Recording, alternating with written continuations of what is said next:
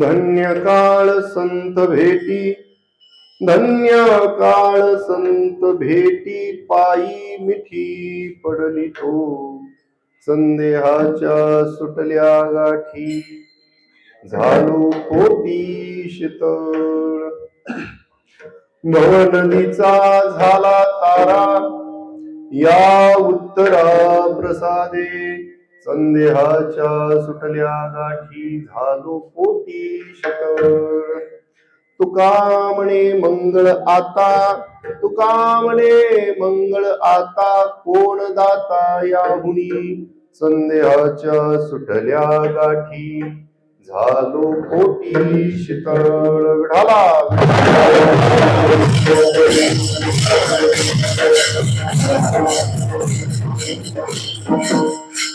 समचरण सरोजम सांद्रनीनांबुदाभम,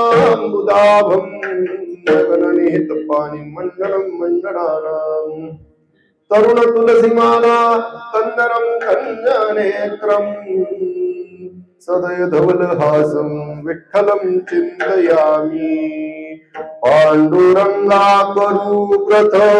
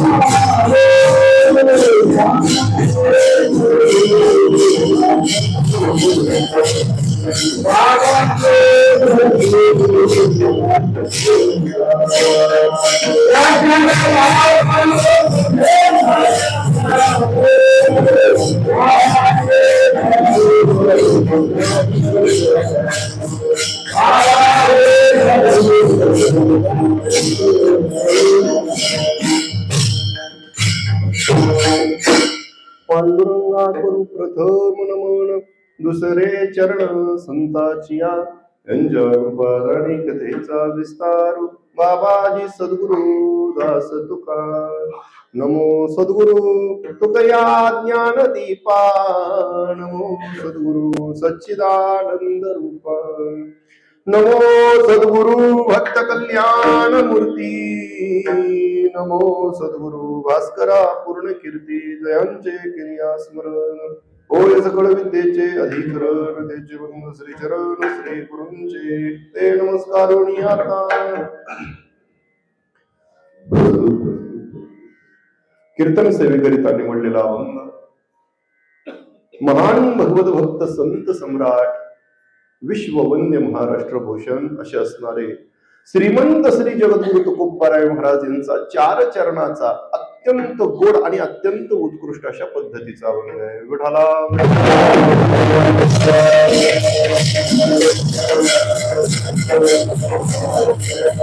या अभंगातून जगद्गुरु तुकोबाराय महाराज ज्या योगाने आपल्या जीवनामध्ये धन्यता प्राप्त झालेली आहे त्याचं वर्णन या ठिकाणी महाराजांनी केलेलं आहे. आणि ती धन्यता देत असताना तो काळ ती वेळ आमच्यासाठी धन्य आहे. महाराज म्हणतात धन्य काळ संत भेटी. तो काळ ती वेळ आमच्यासाठी धन्य आहे की ज्या काळामध्ये ज्या वेळेमध्ये आम्हाला संत महात्म्यांची भेट झालेली आहे, नाही का. धन्य काळ संत भेटी पायी मिठी पडली तो. मग असे असणारे संत महात्मे आम्हाला आमच्या जीवनामध्ये प्राप्त झाल्यानंतर आम्ही काय केलं तर आम्ही त्यांच्या चरणाला घट्ट अशा पद्धतीची मिठी मारली. संतांच्या चरणाला मिठी मारली त्या योगाने आम्हाला आणखीन काय फलश्रुती प्राप्त झाली. महाराज म्हणतात संदेहाच्या सुटल्या गाठी झालो पोटी शीतळ.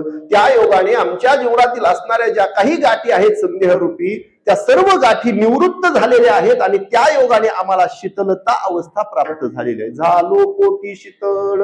आणखीन काय झालं महाराज म्हणतात त्या संतांचा वचनरूपी प्रसाद आम्हाला आमच्या जीवनामध्ये प्राप्त झाला आणि त्या योगाने आम्ही असणारी भवनदी देखील सहज तरुण गेलो. भवनदीचा झाला तारा या उत्तरा प्रसादे.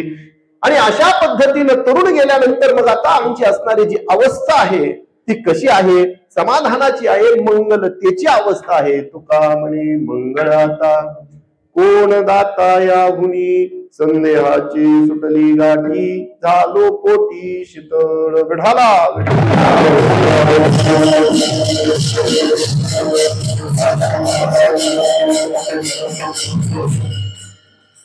चिंतनास आरंभ करण्यापूर्वी अल्पसा परिहार देणं आवश्यक आहे, नाम गरजेचं आहे. पवित्र पावनभूमी असणाऱ्या आपल्या या चिमगाव गावामध्ये भगवंताच्या असीम कृपेने साधू संतांच्या कृपाशीर्वादाने समस्त ग्रामस्थांच्या सामंजस्याने चालू असणारा हा भव्य दिव्य अखंड हरिनाम सप्ताह ग्रंथराज ज्ञानेश्वरी पारायण आणि सालावाद प्रमाणे असणारा हा वार्षिक उत्सव आणि त्या उत्सव चालू असणारा त्या उत्सवातील आजची असणारी ही कीर्तन सेवा सर्व संयोजक नियोजक मंडळी समस्त ग्रामस्थ चिमगावकर आणि विशेष म्हणजे आमचे मृदंगमणी हरिभक्त परायण परमस्नेही परममित्र रोहित बुवा दवंज अंगज यांच्या माध्यमातून माझ्याकडे ही सेवा आलेली आहे. तसं चिमगाव गावामध्ये फारसं काही येणं किंवा असं म्हणजे नाहीच, तसं येणं हे पहिलंच आहे असं म्हणायला हरकत नाही. परंतु आमचे रोहित बुवा बडगावमध्ये उत्सवाला आलेले, तिथं आल्यानंतर जी भेट झाली त्या स्नेहातून महाराज म्हटले महाराज तुम्हाला आमच्या गावाला एकदा यायचं आहे. ठीक आहे म्हटलं. मग महाराजांनी असणाऱ्या उत्सवातील त्या योगाने योग आला आणि त्या माध्यमातून आलेली आजची ही माझ्याकडची कीर्तन सेवा. विठाला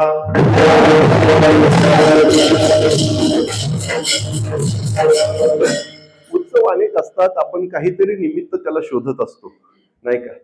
उत्सव करायचं म्हटलं की काहीतरी निमित्त पाहिजे. आता पुढे रामनवमी आहे, हनुमान जयंती आहे, दत्त जयंती आहे, बीज आहे, हे आहे, काहीतरी आम्हाला निमित्त पाहिजे असतं आणि मग आम्ही उत्सवाची सुरुवात करतो.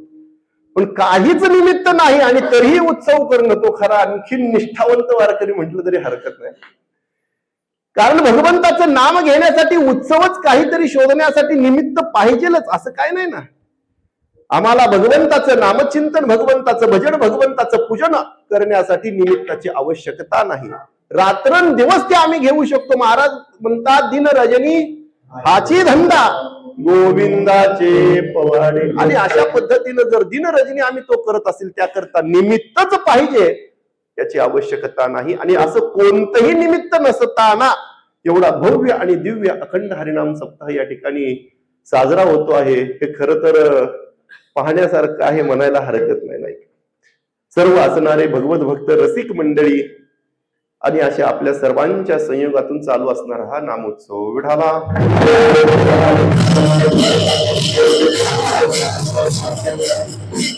या अभंगातून जगद्गुरु तुकोबाराय महाराज आपल्या जीवनामध्ये जो अनुभव प्राप्त झालेला आहे त्या अनुभवाचा अनुवाद जगद्गुरु तुकोबराय महाराज या ठिकाणी करतायत असं आपल्याला म्हणता येतं. आपण जर पाहिलं तर आपल्याला लक्षात घेता येईल की दोन पद्धतीनं त्याचं विशेषतः वर्गीकरण करायचं म्हटलं तर करणं शक्य होईल. अनुभव अनेक पद्धतीचे आहेत, अनेक पद्धतीचं सांगतात देखील, परंतु बोलायचंच झालं तर भगवंताची सद्गुरूंची असणारी प्राप्ती होण्याच्या जीवनातील आधीचा अनुभव आणि सद्गुरूंची प्राप्ती झाल्यानंतरचा अनुभव असा दोन पद्धतीचा अनुभव म्हणून आपण जर विचारात घेतला तर याच्यात काय आहे? भेद आहे. बघा तुम्ही, सद्गुरूंची प्राप्ती होण्याच्या आधीचं आमचं जीवन हे थोडंसं वेगळं असतं आणि सद्गुरूंची प्राप्ती झाल्यानंतरचं आमचं जीवन हे थोडंसं वेगळं आहे, नाही का?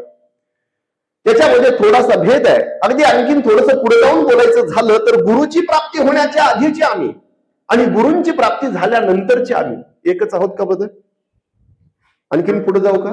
माळ घालण्याच्या आधीचे आम्ही आणि माळ घातल्यानंतरचे आम्ही एक आहोत का? अजून पुढे जाऊ का? लग्न होण्याच्या आधीचे आम्ही आणि लग्न झाल्यानंतरचे, याच्यात काय येतो? हे पटतं माणसाला, अनुभवाचं आलं की पटतं, नाही? याच्यामध्ये बदल आहे. तशा पद्धतीनं या अभंगामध्ये जगद्गुरु तुकोबराय महाराज जो अनुभव व्यक्त करतात तो सद्गुरूंची प्राप्ती होण्याच्या आधीचा जो अनुभव जीवनातील आहे त्याचं वर्णन महाराजांनी या ठिकाणी केलेलं नाही, तर सद्गुरूंची संतांची भेट झाल्यानंतरचा जीवनातील जो अनुभव आहे त्या अनुभवाचा अनुवाद म्हणजे प्रस्तुत अभंग आहे.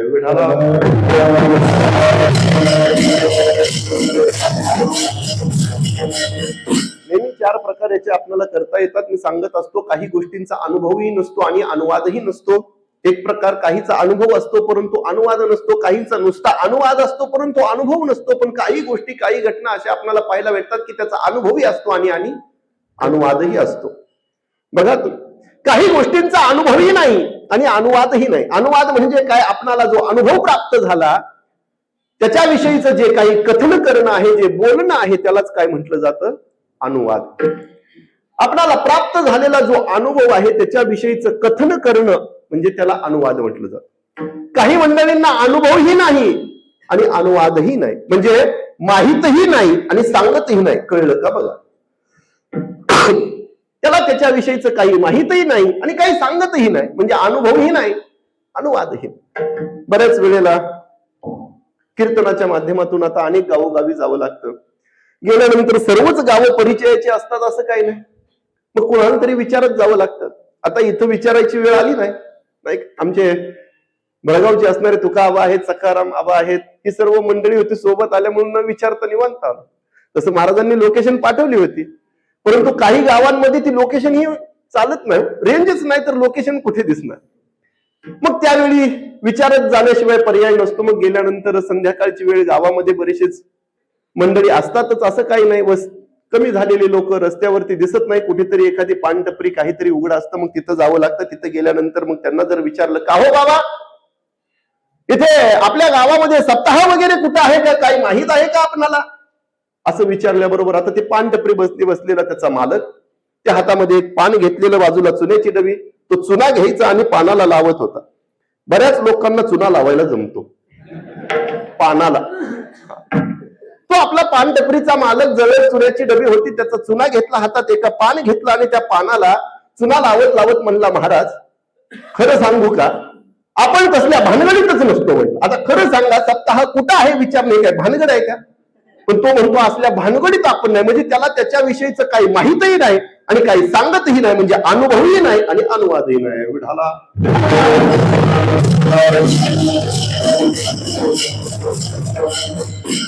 काही वेळेला काही गोष्टी काहींना माहितही नसतात आणि सांगतही नाही, अनुभवही नाही, अनुवादही नाही. काही वेळेला अनुभव असतो परंतु अनुवाद नसतो, माहित असतं परंतु सांगत नाहीत, सांगता येत नाही, काही जाणून बुजून सांगत नाहीत, नाही का? माहित असतं. लोक बघा बऱ्याच वेळेला म्हणतात, महाराज खरं सांगू, अहो मला माहित होतं पण मुद्दाम सांगितलं. म्हणजे माहित आहे, अनुभव आहे परंतु अनुवाद. आणि काही गोष्टी अशा असतात की अनुभव असतो परंतु सांगता येत नाही. दोन पद्धतीने विचार करता येण्यासारखा, परमार्थिक दृष्ट्या व्यावहारिक दृष्ट्या दोन्ही पद्धतीने बघा. परमार्थिक दृष्टीने जर आम्ही विचार केला, ब्रह्मप्राप्ती ब्रह्मज्ञानाचा जो अनुभव आहे त्याचा अनुभव आम्हाला घेता येतो परंतु जगतासमोर मांडता येईलच असं मात्र नाही. ज्यावेळेस आम्हाला ब्रह्मज्ञानाची प्राप्ती होते, ते ज्ञान होतं, त्याच्यामध्ये ज्यावेळेस आम्ही तत्स्वरूप होतो त्यावेळेस आमची वाचा सांगता येत नाही, तो अनुभव घ्यावा लागतो. शब्दाच्या माध्यमातून आम्हाला कथन करता येत नाही. अगदी बोलायचं झालं, एखादा मनुष्य पाण्यामध्ये एक समजा पैसा पडला आणि त्याला अन्याकरता पाठवलं, जा बाबा तिथे पैसा पडलाय तेवढा घेऊन ये, आणि म्हणून त्यांनी जर डुबकी लावली आणि डुबकी मारून जर तो खाली गेला, शोधला, वरून विचारत होता भेटला का, काहीच नाही. आणि ज्या वेळेस त्याला शोधता शोधता तो पैसा भेटला आणि भेटल्यानंतर वरचा व्यक्ती जरी म्हटला अरे तुला भेटला का सांगता येईल का? सांगता येत नाही. का? कारण तो पाण्यामध्ये आहे. तर त्याच्यामध्ये गेल्यानंतर जरी भेटला तर आता त्याला सांगता येत नाही जोपर्यंत त्यातून वर निघत नाही. तशा पद्धतीनं जेव्हा तो व्यक्ती ज्ञान स्वरूप तत्स्वरूप झालेला आहे ज्ञानामध्ये, त्यावेळेस त्याला बोलता येत नाही. म्हणून ज्ञान प्राप्तीचा असणारा अनुभव, ब्रह्मज्ञानाचा अनुभव आम्हाला घेता येतो, परंतु शब्दाच्या माध्यमातून त्यावेळी मात्र सांगता येत नाही. विठाला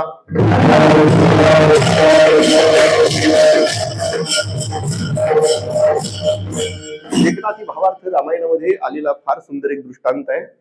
ज्यावेळेस विश्वामित्रांनी आपला असणारा यज्ञ सिद्धीला जावा म्हणून असणारे अयोध्येचे राजा दशरथजींकडे आले, आणि दशरथजींकडे आल्याबरोबर त्यांचं मोठ्या प्रमाणामध्ये उत्तम पद्धतीचं स्वागत वगैरे केलं, आणि केल्यानंतर म्हटले या काय हवं आहे, काय पाहिजे बोला, मी द्यायला तयार आहे. राजे दशरथजी म्हटल्याबरोबर ते तिथे आले, बसले, त्यांची षोडशोपचारे पूजा अर्चना झाली, आणि झाल्यानंतर ते म्हटले काही नाही, मला फक्त एकच गोष्ट हवी आहे. एकच काय? म्हटले फक्त तुझा राम मला माझ्यासोबत दे. राम माझ्यासोबत पाहिजे म्हटल्याबरोबर राजे दशरथजींना ते सहनच झालं नाही. ते म्हटले माझे प्राण तुम्ही घ्या, पण माझ्या रामाला माझ्यापासून मात्र तुम्ही नेऊ नका. अशा पद्धतीनं अनेक विस्ताराने कथा आहे, अनेक बोलणं झालं, परंतु ते असे बोलायला लागल्यानंतर मात्र विश्वामित्र म्हटले अरे आपण क्षत्रिय आहात, वचन मला दिलं, आणि आता आपण आपल्या वचनापासून माघारी फिरत आहात, हे शोभत नाही. क्रोधित झालेले विश्वामित्र पाहिल्याबरोबर राजे दशरथजींच्या लक्षात आलं साधू आहेत, तपश्चर्या केलेली आहे, आणि हे जर क्रोधित झाले तर काही खरं नाही. म्हटले काय करावं, काही नाही. म्हटले मला तुझा राम माझ्यासोबत हवा आहे, माझ्यासोबत द्या. यज्ञ सिद्धीला गेला की मी परत आणून दिला. अहो लहान आहे, त्याला काही विद्या येत नाहीत, आणखीन शिकलेलेच नाहीत, काय तुम्हाला मदत, तुला काय करायचंय? म्हटले बाबा तू माझ्यासोबत फक्त दे त्यांना. ते म्हटले ठीक आहे देतो, पण एकट्या रामजींना नाही तर लक्ष्मणालाही सोबत घेऊन जावा. मग दोघांनाही सोबत पाठवलं, रथामध्ये आरूढ झाले आणि निघाले. वाटेने जात असताना मग भगवान श्री प्रभू रामचंद्रजींनी विश्वामित्रांच्या जवळ एक इच्छा प्रकट केली. ते म्हटले मला ज्ञान प्राप्त करून घ्यायचे, आपण मला तो ज्ञानाचा उपदेश द्या. विश्वामित्र म्हटले अरे बाबा आपल्या असणाऱ्या घराण्याला वसिष्ठ ऋषींची असणारी परंपरा आहे, त्यामुळे आपण हे ज्ञान त्यांच्याकडूनच घ्या.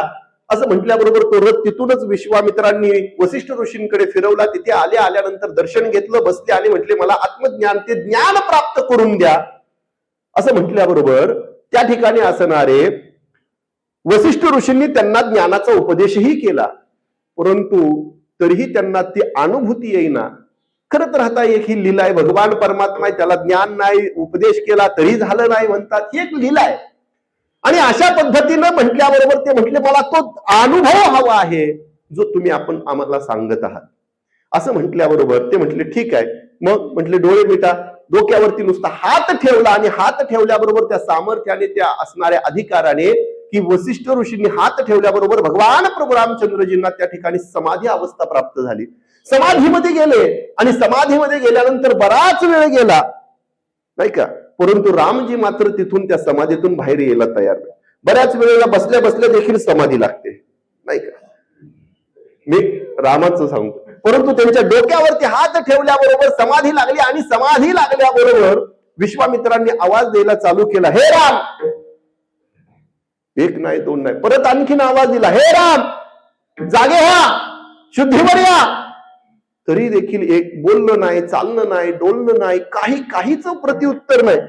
हे राम काहीच नाही. त्यावेळेस मात्र भगवान वसिष्ठ ऋषींकडे विश्वामित्रांनी प्रार्थना केली, महाराज कसं तरी त्यांच्या वडिलांना तयार करून म्हटले माझा यज्ञ सिद्धीला जावा म्हणून रामाला घेऊन चाललो, हा बाबा जर इथं समाधी लावून बसला तर माझा यज्ञाचं कसं काय व्हायचं. म्हटले त्यांना तेवढं तुम्ही माझ्या शुद्धीवर आणा.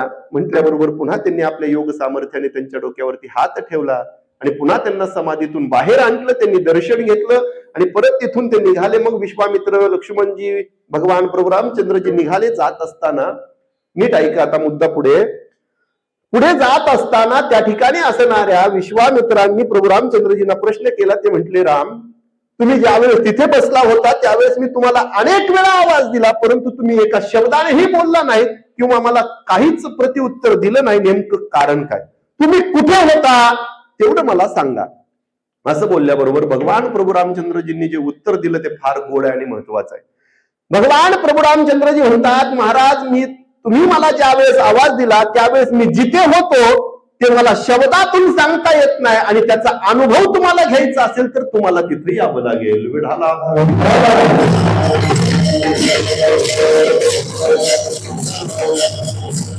म्हणजे काही गोष्टी अशा असतात की त्याचा अनुभव आम्हाला घ्यावा लागतो, घेता येतो, परंतु शब्दाच्या माध्यमातून मात्र त्यावेळी सांगता येत नाही. संसारातील तरी काय, संसाराच्या दृष्टीनं बोलायचं झालं अगदी साध्या सोप्या भाषेत, संसाराचा अनुभव आम्हाला घ्यावा लागतो, नाही का, परंतु तो सांगता येतोच असं मात्र नाही का? का सांगता येत नाही? कारण त्याची ती योग्यताच नाही. बघा, 4 भिंतीच्या आतमध्ये प्राप्त झालेला अनुभव जगतासमोर मांडता येईलच का? नाही महाराज, सांगता येत नाही. एखाद्याला एखाद्याच्या पत्नीने मारलं आणि तो जर गावामध्ये चौकामध्ये येऊन मोठ्याने म्हणायला लागला, अहो ऐका, मला माझ्या पत्नीनं मारलं बघा, असं जर ओरडून सांगायला लागला तर लोक काय म्हणतील? पळत पळत त्याचा मित्र त्याच्या जवळ आला आणि म्हटलं, अरे वेडा झालास की काय ओरडतो? म्हटलं, अरे काय ओरडतो, काय म्हणतो? म्हटलं, बायकोने मारलं मला, सांगायला नको. अरे सांगायचं असतं थोडीच. मग म्हटलं, तू एकट्यानेच खातो. म्हणजे हा अनुभव आम्हाला घ्यावा लागतो परंतु सांगता येत नाही. म्हणजे अनुभव आहे, अनुवाद नाही. विढाला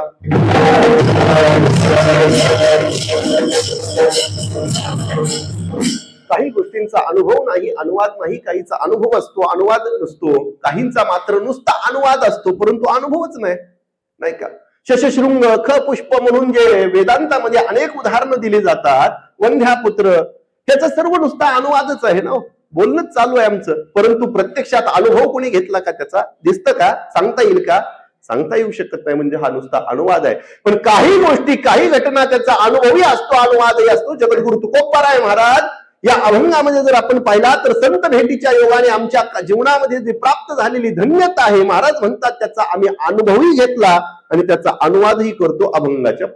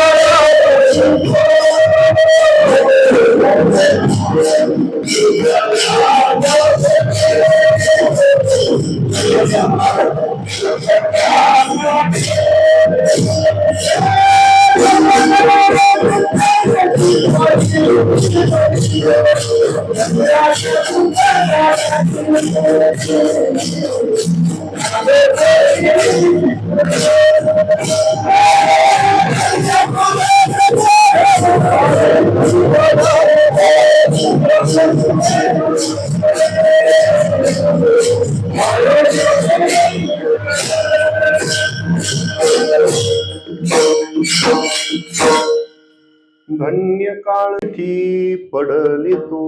महाराज म्हणतात की तो काळ ती वेळ आमच्यासाठी मात्र धन्य आहे, नाही का? धन्य काळ पण कोणती तर धन्य काळ संत भेटी. ज्या काळामध्ये आम्हाला संत महात्म्यांची भेट झाली तो काळ आणि ती वेळ आमच्यासाठी महाराज म्हणतात धन्य आहे.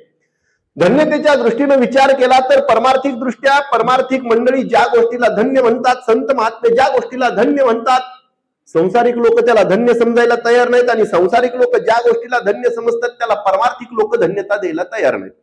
बघा तुम्ही, परमार्थिक लोकांच्या दृष्टीने धन्यतेची लक्षणं वेगळी आहेत आणि संसारिक लोकांच्या दृष्टीने धन्यतेची लक्षणं वेगळी आहेत. संसारामध्ये आम्ही जर विचार केला तर धन पुत्र दारादिकांची प्राप्ती आम्हाला आमच्या जीवनामध्ये प्राप्त झाली की संसारिक लोक स्वतःला धन्य समजतात, भाग्यवान समजतात. परंतु साधू संतांना जर आम्ही विचारलं, त्या तीनही असणाऱ्या गोष्टींचा एका चरणाच्या पूर्वार्धातच संतांनी निषेध केलाय. विठाला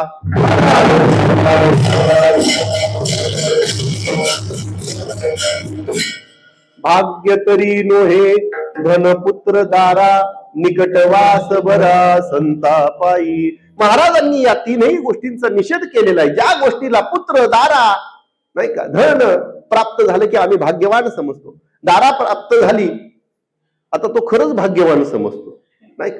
दारा म्हणजे पत्नी, ती प्राप्त झाली की आता खरंच भाग्यवान आहे म्हणायची वेळ आली. म्हणजे माणसं संसारिक लोक आम्ही या गोष्टींना धन्य समजतो, संत महात्म्याला धन्यता द्यायला तयार नाहीत. संत महात्मे, संतांची भेट होणं, भगवंताची भेट होणं याला धन्य म्हणतात. कारण काय? अगदी एका वाक्यात सूत्र रूपाने जर बोलायचं झालं तर या असणाऱ्या सर्व संसारिक गोष्टी ज्याला आम्ही भाग्यवान समजतो, या सर्व शेवटीच्या कालामध्ये एकही आमच्या सोबत येत नाहीत, ते नाशिवंत आहेत, इथंच संपणार आहेत. परंतु भगवान परमात्म्याचा जर संतांचा आम्ही विचार केला तर त्यांच्या माध्यमातून प्राप्त होणारं ज्ञान ज्याचा आमच्या जीवनाचा उद्धार होणार आहे. म्हणून संसारिक गोष्टीला धन्यता न देता संतांच्या भेटीला संतांनी धन्यता दिली आहे. विठाला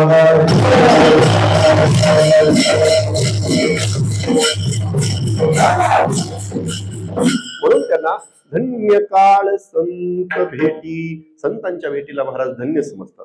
आपण जर विचार केला तर पंचदशीमध्ये 7 पद्धतीनं धन्यतेचं वर्णन आलेलं आपल्याला पाहायला भेटतं. ज्याला ब्रह्मज्ञानाची प्राप्ती झाली त्यांना धन्य म्हणा, ज्यांच्या जीवनातील असणारे अज्ञानाची निवृत्ती झालेली आहे त्यांना धन्य म्हणा, ज्यांना ब्रह्मानंद स्पष्ट प्रतीतीला येतो त्यांना धन्य म्हणा, ज्यांच्या जीवनातील सर्व संसारिक दुःखाची निवृत्ती झालेली आहे त्यांना धन्य म्हणा, ज्याच्या जीवनामध्ये काही कर्तव्य शिल्लक नाही त्याला धन्य म्हणा, ज्याच्या जीवनामध्ये काही प्राप्तव्य शिल्लक नाही त्याला धन्य म्हणा, आणि ज्याच्या जीवनामध्ये निरंकुश तृप्ती प्राप्त झाली त्याला धन्य म्हणा. विठाला या सर्व गोष्टींचा जर आम्ही विचार केला तर संतांच्या भेटीच्या योगाने आम्हाला आमच्या जीवनामध्ये प्राप्त होतात. ब्रह्मज्ञानाची प्राप्ती संतांच्या भेटीमध्ये आम्हाला प्राप्त होऊन जाते. काही कर्तव्य नाही महाराज म्हणतात, काही प्राप्तव्य नाही ही असणारी अवस्था देखील आम्हाला आमच्या जीवनामध्ये प्राप्त करून घ्यायची असेल तर संतांच्या योगाने ते आम्हाला आमच्या जीवनामध्ये प्राप्त होते, नाही का? काही कर्तव्य नाही आणि काही प्राप्तव्य नाही, कारण जीवनामध्ये जे प्राप्त करायचं होतं ते मिळवलेलं आहे आणि जीवनामध्ये जे करायचं होतं ते केलेलं आहे, आणि त्यामुळे आता काही कर्तव्यही नाही आणि काही प्राप्तव्यही नाही. लक्षात घ्या, ही जी अवस्था आहे ती फार उच्च कोटीची अवस्था आहे. काही कर्तव्य नाही आणि काही प्राप्तव्य नाही हे म्हणायला सोपं आहे, परंतु जीवनात ती अवस्था प्राप्त होणं हे फार कठीण आहे. विठाला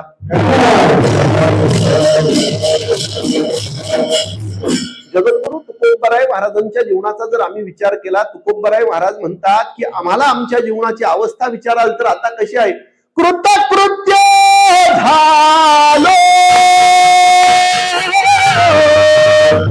इच्छा केली ते पावलो, इच्छा केली ते पावलो, इच्छा केली ते पावलो.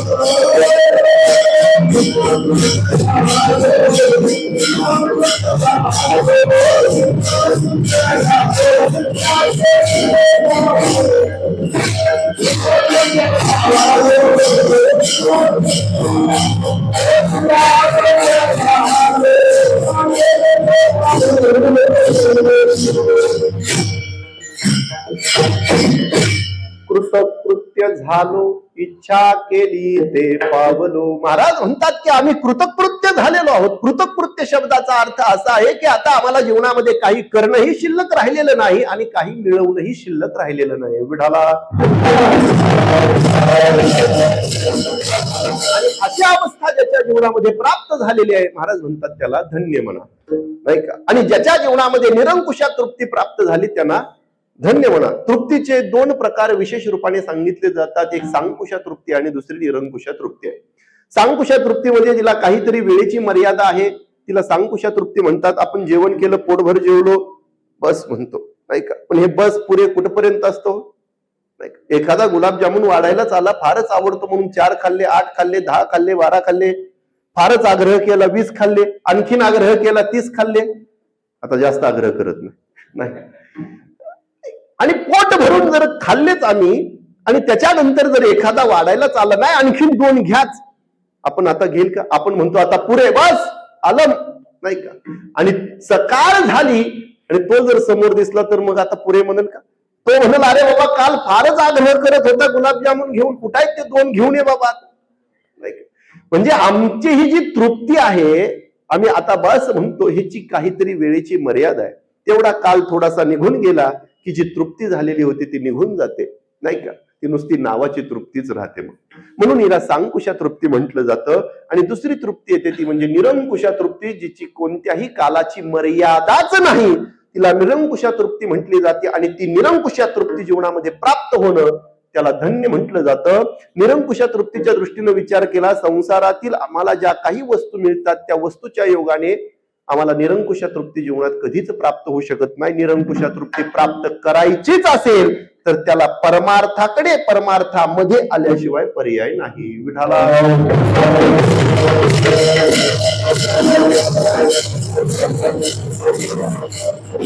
बघा, अगदी थोडक्यात सांगतो आणि पुढे चलतो, ऐका. संसारातील वस्तू मिळाली की इच्छा संपत नाही आणि परमार्थातील वस्तू मिळाली की इच्छा संपल्याशिवाय राहत नाही.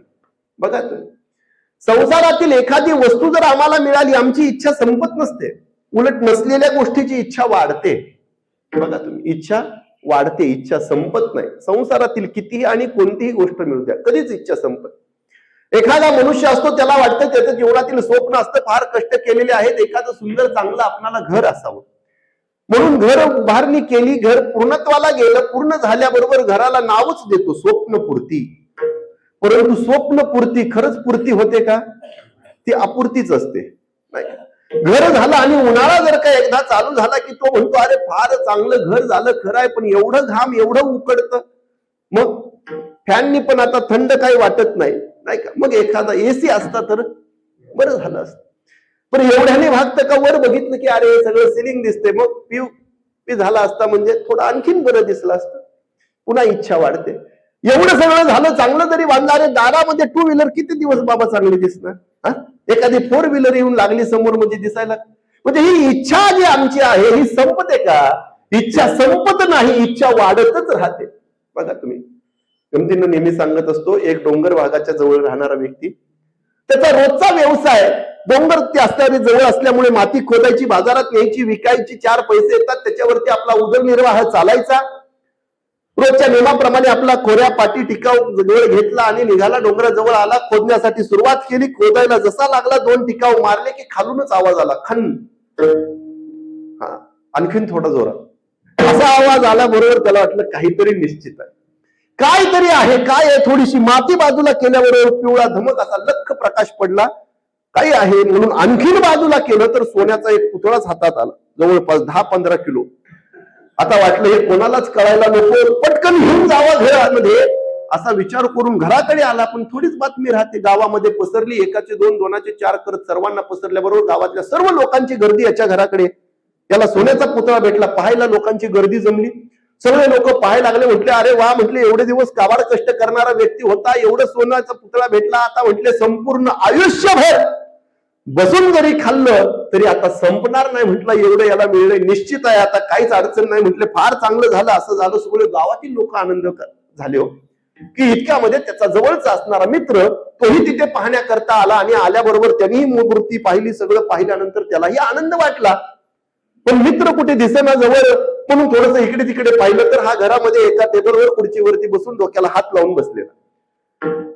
तो म्हटला अरे काय झालं बाबा, एवढा उद्विग्न, खिन्न मन, उदास होऊन डोक्याला हात लावून बसलाय, कारण काय बाबा? तुला मूर्ती भेटली म्हणून गाव आनंदात आहे, त्यांच्या आनंद चेहऱ्यावरती मावेनासा झालाय, तू मात्र डोक्याला हात लावून बसलाय, काय झालं? तो म्हटला मूर्ती हो पाहिली, म्हटला ओरिजिनल सोनं आहे, म्हटला काहीच काळजी करायचं काम नाही, म्हटला नाही का, 24 कॅरेट एवढं आहे. तो म्हटला माहितीये, म्हटला मग काय झालं, कमी वाटतंय का? अरे 10-20 किलो निश्चित आहे, म्हटला काही काळजी करायचं गरज नाही, कारण आता तोळा काय चालू आहे माहितीये, इथं तोळा म्हटलं की माणसाच्या पोटात गोळा यायचं काम झालं. अरे तुझा 10-20 किलो आहे, म्हटला निवांत बसून खाल्लं तरी संपत नाही, एवढं आहे, म्हटला कशाला काळजी? तो म्हटला तेही माहितीये, अरे सोनं ओरिजिनल आहे ते माहिती आहे, 10-20 किलो आहे, इथून पुढचं आयुष्यभर बसून खाल्लं तरी संपत नाही, एवढं आहे तरी माहितीये, तू डोक्याला हात का लावला? तो म्हटला त्याच्या खाली एक वाक्य लिहिले, वाचलं का? काय म्हटला? हा सोन्याचा 10वा पुतळा. मग काय झालं? म्हटला अरे बाकीचे ऋणावरून काय त्याचा विचार करतोय. म्हणजे माणसाला संसारामध्ये कितीही मिळालं त्याच्यामध्ये समाधान नाही, इच्छा पूर्ती होत नाही, तर इच्छा वाढतच राहते. विठाला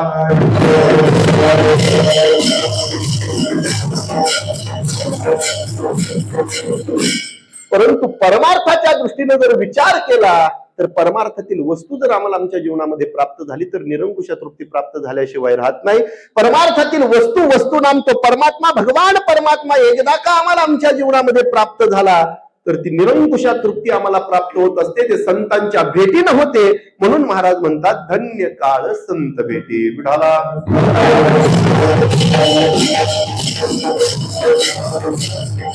धन्य काळ संत भेटी. संतांच्या भेटीमध्ये धन्यता देण्याचं कारण त्या काळाला म्हणजे या सर्व गोष्टी आम्हाला आमच्या जीवनामध्ये संतांच्या भेटीच्या योगाने प्राप्त होतात, म्हणून तो काळ, ती वेळ महाराज म्हणतात धन्य. आणखीन थोडासा विचार करायचा झालं तर कर्मशास्त्राच्या दृष्टीनं, ज्ञानशास्त्राच्या दृष्टीनं आणि भक्तिशास्त्राच्या दृष्टीनं, तीनही दृष्टीनं विचार केला तरीही संतांची भेट ज्या काळामध्ये प्राप्त होते तो काळ धन्य आहे असं आपल्याला म्हणता येतं. अगदी थोडक्यात सांगतो आणि पुढे चलतो, ऐका. कर्मशास्त्राचे 2 सिद्धांत आहेत. जो जन्माला आलेला आहे त्याला कर्म करावं लागणार आहे, आणि ज्याने कर्म केलेलं आहे त्या कर्माचं फल अपरिहार्यपणे म्हणजे नाही म्हटलं तरी आम्हाला भोगावंच लागणार आहे, नाही का. केले कर्म झाले त्याची भोगा आले,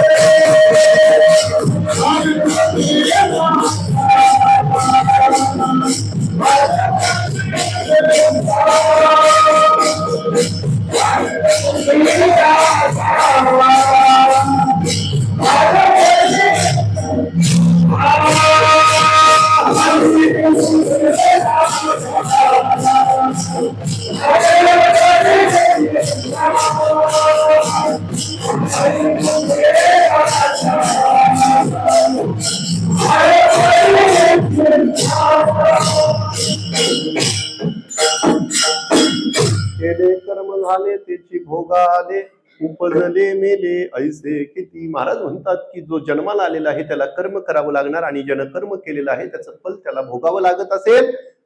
आपण जर विचार केला तर आपल्याला एक गोष्ट लक्षात घेता येण्यासारखे, एखादा व्यक्ती म्हणेल की महाराज मी कर्मच करणार नाही, भोगायचं काय कारण?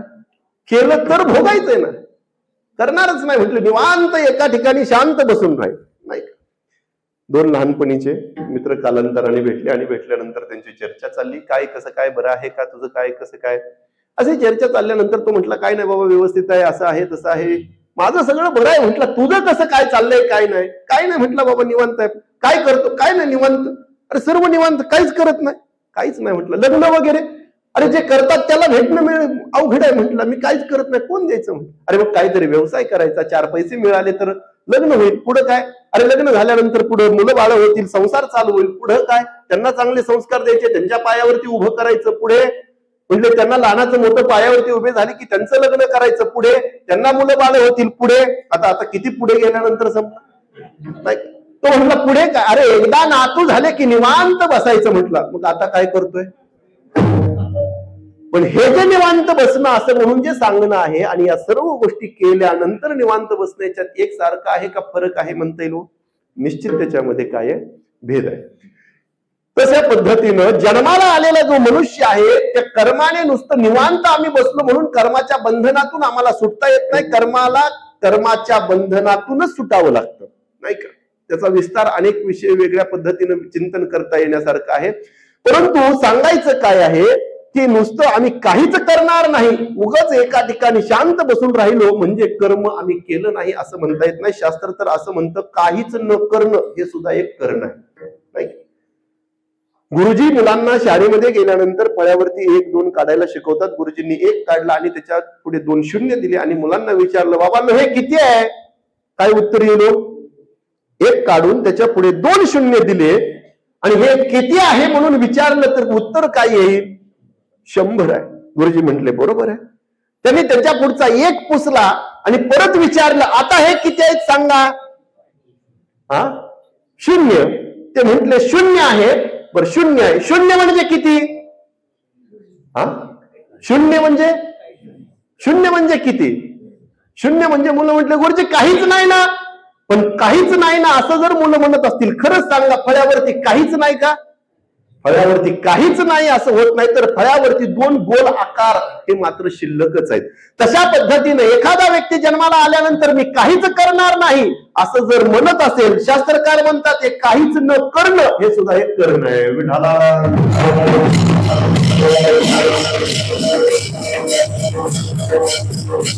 त्यामुळे जन्माला जो आलेला आहे त्याला कर्म करावं लागणार. केलेल्या कर्माचं फल आम्हाला भोगावं लागतं. मनुष्य जन्माला आहे त्याचं प्रारब्ध आहे तोपर्यंत इथे राहतो. प्रारब्ध कर्म संपलं की त्याला मात्र निरोप या लोकाचा घेऊन जावं लागतं. कर्मशास्त्र मी कशासाठी सांगत होतो, पण हे जे प्रारब्ध आहे ते संतांच्या संगतीमध्ये बदलवण्याची ताकद त्यांच्यामध्ये आहे, म्हणून संतांच्या भेटीला आम्हाला धन्य म्हणावं लागतं.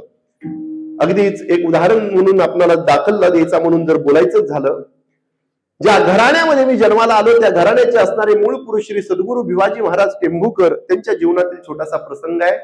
कार्तिकीला जशा पद्धतीनं पंढरपुरातून अनेक फड परंपरेतून दिंड्या माऊली महावैष्णव ज्ञानोबरायांचा समाधी उत्सव सोहळा साजरा करण्याकरता म्हणून निघत असतात, तशा पद्धतीनं जात असताना सासवडच्या जवळ एक बामणी नावाचं तिथे गाव आहे आणि त्या गावामध्ये पूर्वी काही फोन नसायचा, टपाल पत्र असायचे, आधी कधी येणार आहे वगैरे सांगितलं जायचं, या तारखेला या तिथीला आम्ही येतो आहोत, निरोप गेलेला असायचा. तिथे पोहोचला आणि पोहोचल्यानंतर वारकरी येणार आणि अचानक घरातील एकुलता एक असणारा मुलगा त्या ठिकाणी गतप्राण झाला. एकुलता एक मुलगा घरातील गेल्यानंतर त्या माता माऊलींना, त्या वडिलांना काय दुःख असेल हो सांगता येणार नाही मला. तो दुःखाचा डोंगर त्यांच्यावरती कोसळलेला, आक्रांत करून धाय मोकलून त्या ठिकाणी सर्व घरातील असणारी मंडळी त्या ठिकाणी रडतायत, सर्व डोंगर दुःखाचा कोसळलेला आहे. आणि इतक्यात स्मरण झालं की उद्या तर दिंडी आपल्यात येणार आहे, संध्याकाळची वेळ आहे, काय करावं. एकुलता एक मुलगा घरातील गेलेला आहे, वारकरी तर येते, इथून जर गेली तर उपाशीच जावं लागेल, काहीतरी नुसती पिठलं भाकरी द्यावं म्हणून त्यांनी असणाऱ्या त्या मुलाला एका बाजूच्या खोलीमध्ये ठेवलं.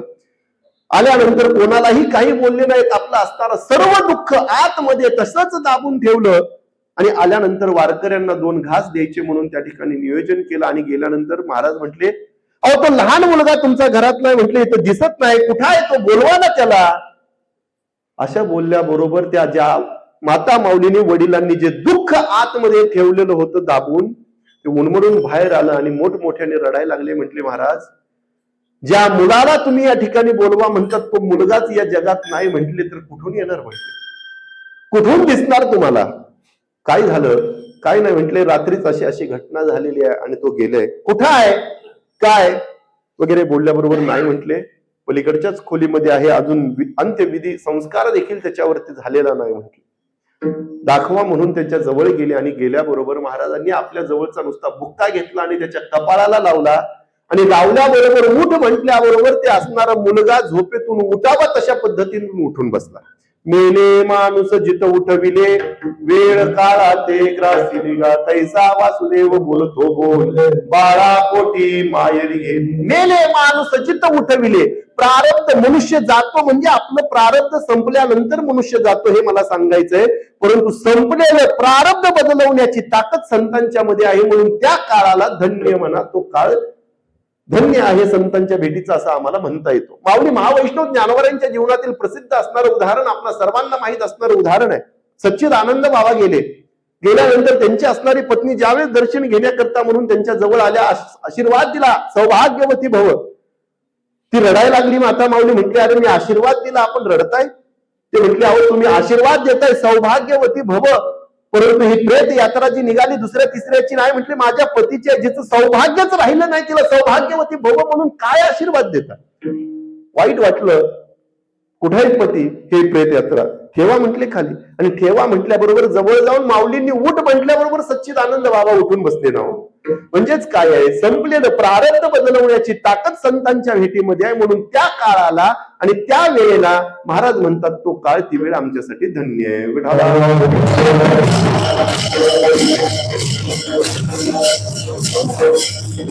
धन्य काळ संत भेटी, संतांच्या भेटीमध्ये तो धन्य काळ आहे. महाराज म्हणतात ती वेळ आमच्यासाठी धन्य आहे. कर्मशास्त्राच्या दृष्टीने, ज्ञानशास्त्राच्या दृष्टीने तो काळ ती वेळ धन्य आहे, कारण संतांच्या भेटीमध्ये आम्हाला ज्ञानाची प्राप्ती होते, नाही का. ते ज्ञान पैगाबरवे जरी म्हणी आती आणावे, तरी संताया भजावे सर्वस्वेती, नाही का.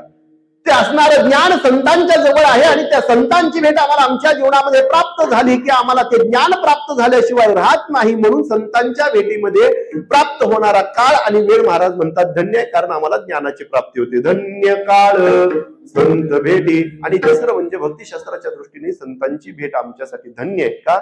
अगदी बोलायचं झालं, मला सांगा, आज आम्ही या ठिकाणी आलो, या ठिकाणी कीर्तन श्रवण करण्याकरता येऊन बसलो, भगवंताचं नामचिंतन आम्ही करतो. का करतो?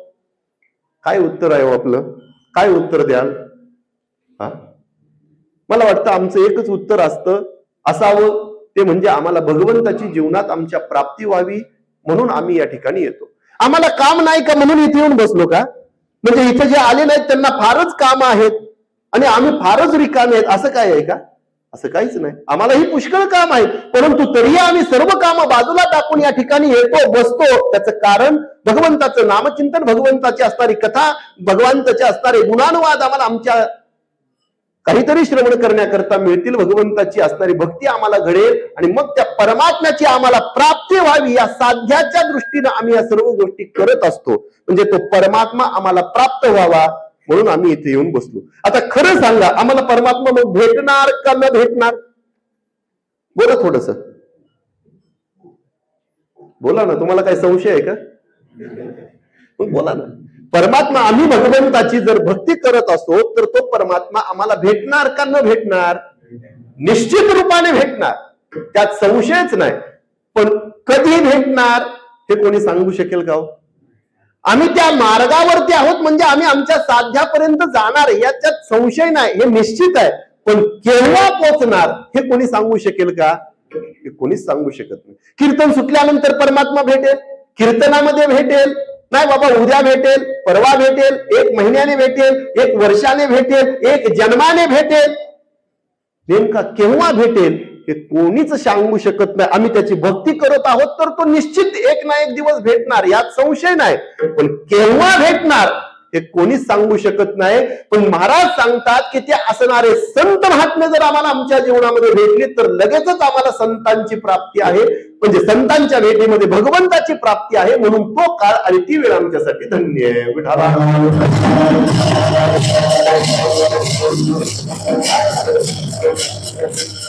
हरि प्राप्तीचे उपाय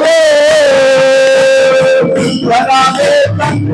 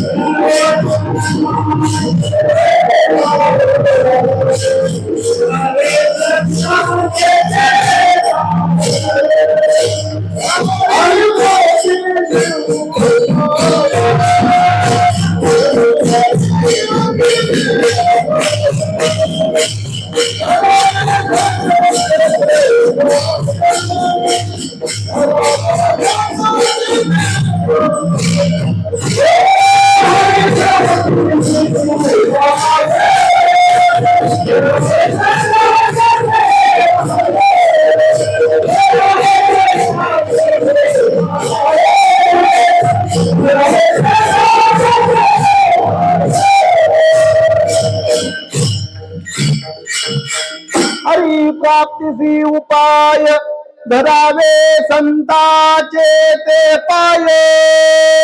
महाराज सांगतात की ते असणाऱ्या संतांची भेट आम्हाला झाली की हरीची प्राप्ती आम्हाला आमच्या जीवनामध्ये होते. संत दर्शनी हा लाभ पद्मनाभ जोडला. अनेक प्रमाण आहेत की संतांची भेट झाल्यानंतर तात्काळ आम्हाला भगवंताची प्राप्ती होते, सांगून जातात. अनेक उदाहरणं आहेत, विस्तार करत बसणार नाही. सांगायचं काय आहे, संतांच्या भेटीमध्ये भगवंताची भेट आम्हाला होते म्हणून महाराज म्हणतात तो काळ आणि ती वेळ आमच्यासाठी धन्य आहे. धन्य काळ संत भेटी. परंतु हे जे संत आहेत ते ओळखायचे कसे, नाही का? कारण आपण जर का पाहिलं तर वर पाहता अनेक आम्हाला वेशभूषा आणि दृष्टीच्या दृष्टीने जर आम्ही विचार केला तर अनेक आम्हाला संत वाटण्याची शक्यता आहे, नाही का? परंतु सर्व संत असतील असं तर आपल्याला म्हणता येत नाही. दोन्ही दिसते सारखी वर्म जाणे तो पारखी.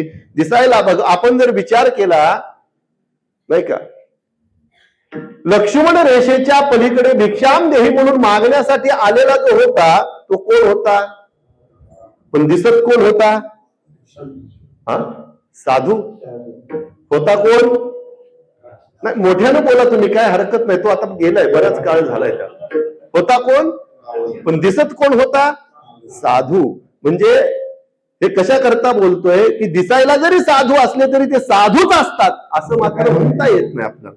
म्हणून सांगायचं काय आहे, संत ओळखणं अवघड आहे, नाही? किंवा जे का रंगले गांजले त्यासी म्हणे जो भावले, त्यांना आपण संत म्हटलं पाहिजे. आणि अशा संतांची भेट झाली की मग मात्र महाराज म्हणतात धन्य काळ संत भेटी. मग असे संत भेटल्यानंतर करणार काय? महाराज म्हणतात पायी मी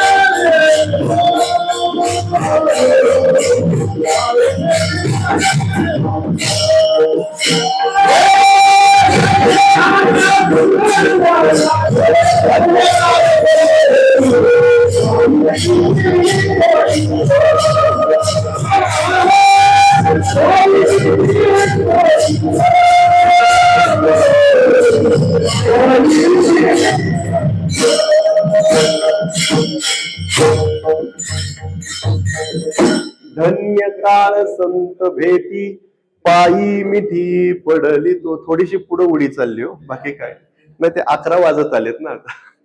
पण काळजी करू नका, झालं 5-10 मिनिटांमध्ये सेवा समाप्त करायची.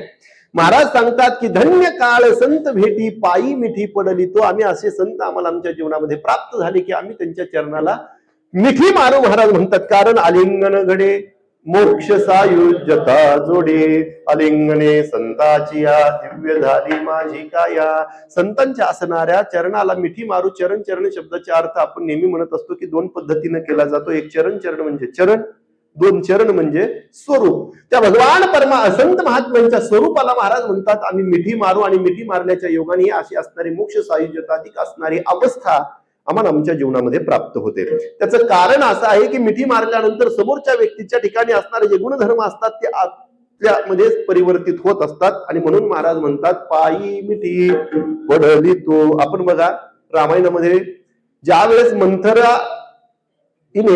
मंथरेने कलिंगड नावाचं फळ खाल्लं, ते फळ खाल्ल्याबरोबर तिच्या अंतःकरणामध्ये विकल्प निर्माण झाला. तो विकल्प घेऊन ती अयोध्येमधील असणाऱ्या कैकेयीच्या जवळ आली. कैकेयी जवळ येऊन त्या ठिकाणी तिला बोलायला सुरुवात केली. ती म्हटली आता तुला काय कळतं का? म्हटली. ती म्हटली काय झालं बाबा? अरे म्हटली त्या ठिकाणी उद्या रामाचा राज्याभिषेक होणार आहे आणि तू मात्र निवांत बसली आनंद उत्सव साजरा करतेस. म्हटली तुला काय कळतं का नाही? ती म्हटली अरे काय कळायचं? म्हटली आता रामाचा राज्याभिषेक होणार म्हटल्यावर आनंद व्हायला नको का? ती म्हटली तुला कळत नाही, तू फार साधी भोळी आहेस. म्हटली उद्या जर रामाचा राज्याभिषेक झाला तर तुला कोण विचारावे? म्हटले तुला जो काही मान सन्मान या ठिकाणी जो मिळतो आहे, आदर आतिथ्य केलं जातं, तो सर्व असणारं उद्यापासून कौशल्याला मिळायला सुरुवात होईल. म्हटले तुला कोणीही विचारणार नाही, तुला काहीच कळत नाही. असं तशा पद्धतीनं बोलायला सुरुवात केली. ती म्हटली अगं कालपर्यंत बरी होती, अचानक एवढं काय झालं म्हटली तुला? अशा पद्धतीनं म्हणायला लागल्याबरोबर ती म्हटली काय नाही काय. म्हटली तुला कळत नाही, असं नाही तसं नाही करत करत तिचे दोन्ही हात पकडले आणि तिला मिठी मारली. कुणी? मंथरेने. कोणाला? कैकेयीला. मिठी मारल्याबरोबर हिच्या अंतःकरणामध्ये असणारा विकल्प एका क्षणामध्ये कैकेयीच्या अंतःकरणामध्ये परिवर्तित झाला. आणि काय झालं? काय पुढे जो राम राज्य अभिषेक होणार होता तो राहिला आणि राम 14 वर्षाच्या वनवासाला गेले ना. हे कशामुळं? फक्त एक मिठी मारली, त्याचा हा परिणाम आहे. मग घ्यायचं काय याच्यातून? एवढंच तात्पर्य अर्थ घ्यायचं की दिसलं कोणही समोर की मिठी मारत बस, हे करायचं नाही. मिठी मारायचीच असेल तर एक तर संतांना मारायची, नाहीतर संत मान्य देवांना मारायची. विठाला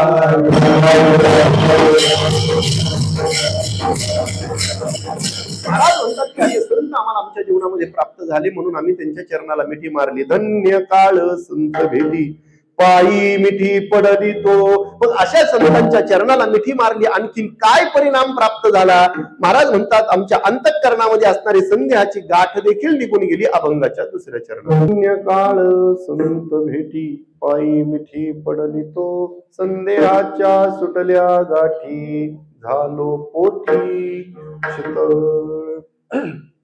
जगद्गुरु तुकोबराय महाराज म्हणतात की त्या कालामध्ये आम्हाला संतांची भेट झाली, तो काल आमच्यासाठी धन्य आहे. आम्ही काय केलं तर त्यांच्या चरणाला मिठी मारली, आणि त्यांच्या चरणाला मिठी मारल्यानंतर आमच्या जीवनामध्ये जी आणखीन फलश्रुती प्राप्त झाली ते म्हणजे आमच्या अंतःकरणामध्ये जी काही गाठ होती ती संदेहाची गाठ महाराज म्हणतात निवृत्त झाली. संदेहाच्या सुटल्या गाठी झालो कोटी शीतळ. महाराज म्हणतात ती संदेहाची असणारी गाठ आमच्या अंतःकरणातून निवृत्त झाली. गाठ कशाला म्हणायचं? दोन परस्पर असणाऱ्या विरोधी गोष्टी बळजबरीनं एकत्रित आणले की काय होते? गाठ होते. अशा अनेक गाठी आहेत नाही का. आम्हाला विशेष रूपाने माहित आहे ती म्हणजे लग्नाची, तेवढीच आम्हाला माहिती. पण शास्त्राच्या दृष्टीने विचार केला तर अनेक गाठी महाराज आपल्याला पाहता येतात. विकल्पाची गाठ आहे, चिज्जड ग्रंथीची गाठ आहे, संशयाची गाठ आहे नाही का. अशा अनेक प्रकारच्या गाठी आपल्याला सांगितलेल्या पाहायला भेटतात. महाराज म्हणतात संदेहाची सुटली गाठी भिद्यते हृदय ग्रंथी छिद्यंते सर्व संशय क्षीयंते चास्ते कर्माणी तस्मिन दृष्टे परावरे किंवा दृष्ट एवात्मन ईश्वरे. फक्त एवढाच तुकडा बदलला की एक श्लोक उपनिषदातला होतो आणि दुसरा श्लोक भागवतातला महापुराणातला होतो. विढाला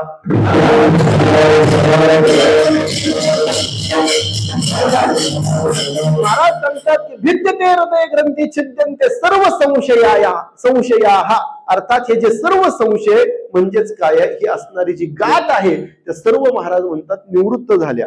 संदेहाच्या सुटल्या गाठी. अनेक प्रकारचा संदेह म्हणजेच काय आहे? संशय आहे, आणि तो संशय म्हणजेच भ्रम ज्याला म्हटलं जातं. महाराज म्हणतात तो निवृत्त झाला.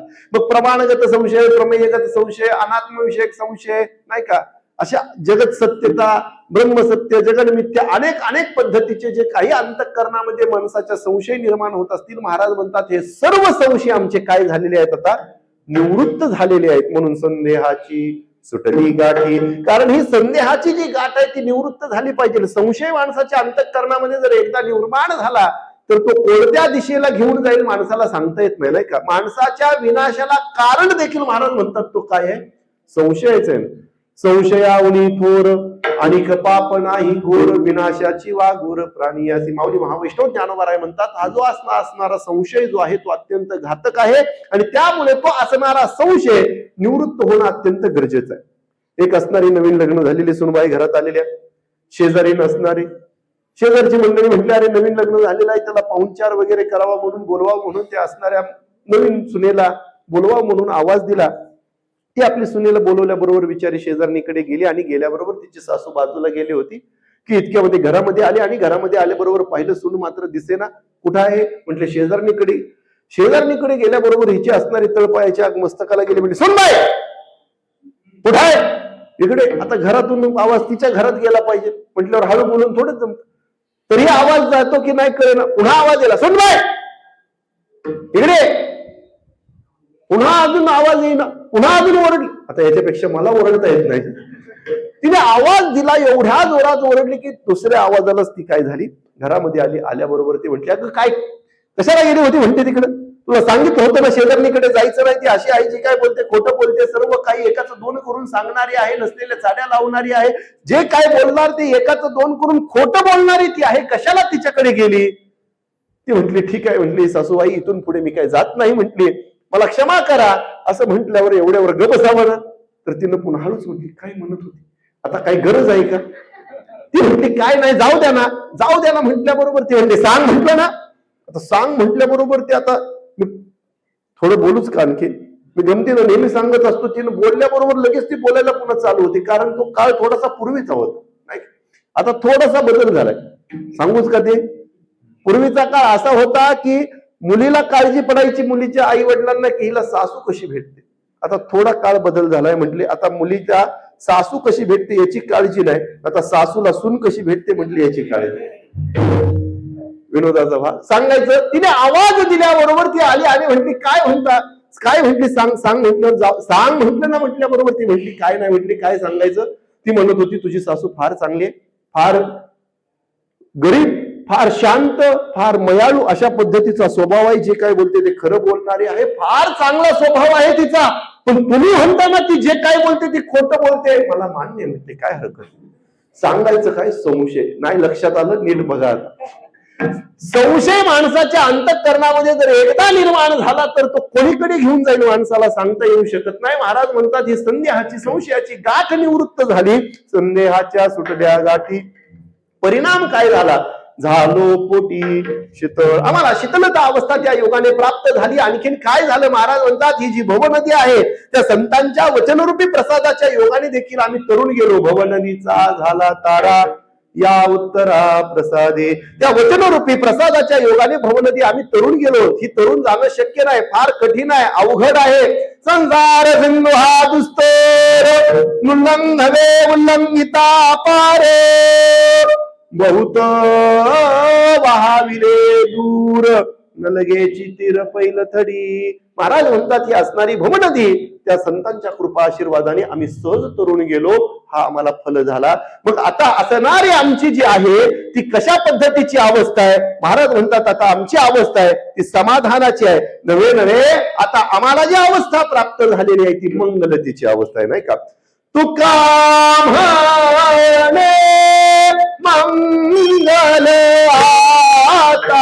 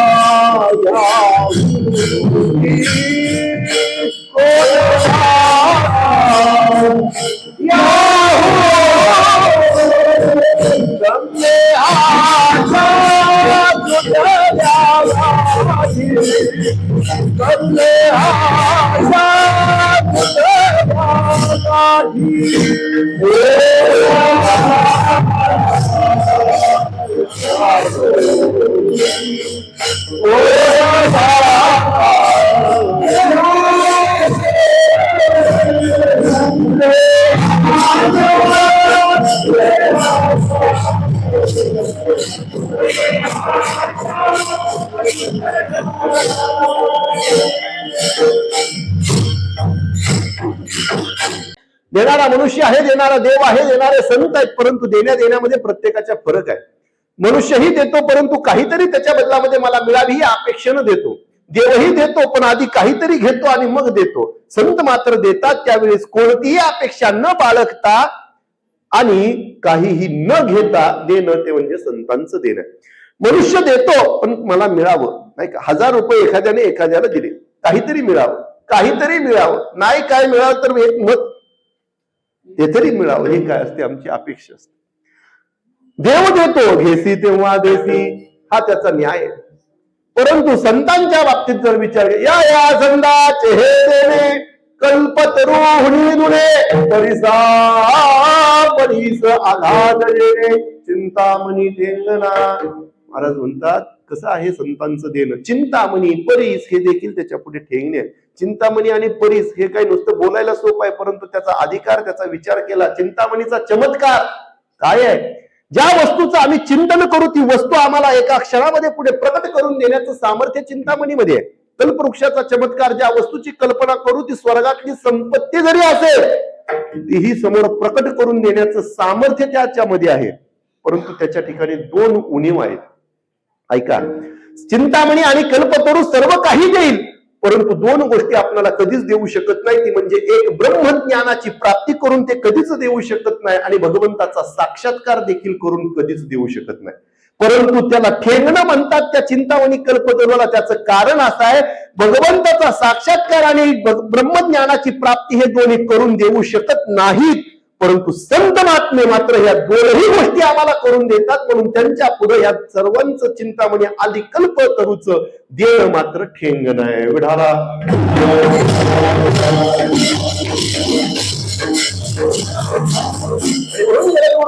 महाराज शेवटी सांगतात की तुका म्हणे मंगल आता कोण दाता याहुनी त्रिभुवनामध्ये यांच्यासारखा दाता दुसरा कोणीच नाही.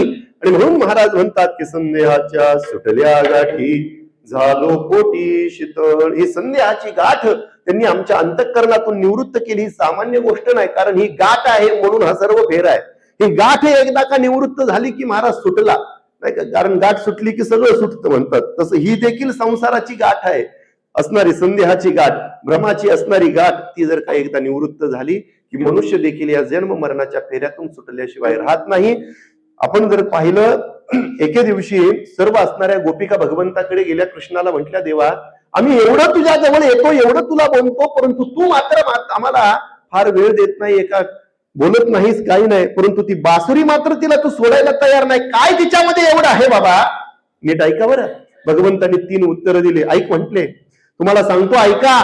त्याची 3 कारणं आहेत. एक म्हणजे ती बासुरी जेव्हा केव्हा बोलते, ती मी बोलल्याशिवाय बोलत नाही, हे सगळ्यात महत्वाचं पहिलं कारण आहे. म्हणजे मी जेव्हा बोलतो तेव्हाच ती बोलते, बासुरी तिचं सांगतोय.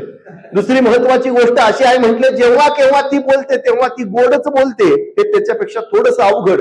आणि सगळ्यात महत्वाचं कारण असं आहे, म्हटले जी बासुरी बोलते, जी गोडच बोलते, मी बोलल्यावर बोलते, ती बासुरी इथून तिथून पूर्ण मोकळी आहे, तिच्यामध्ये एकही गाठ नाही, म्हणून मला ती आवडते. विढाला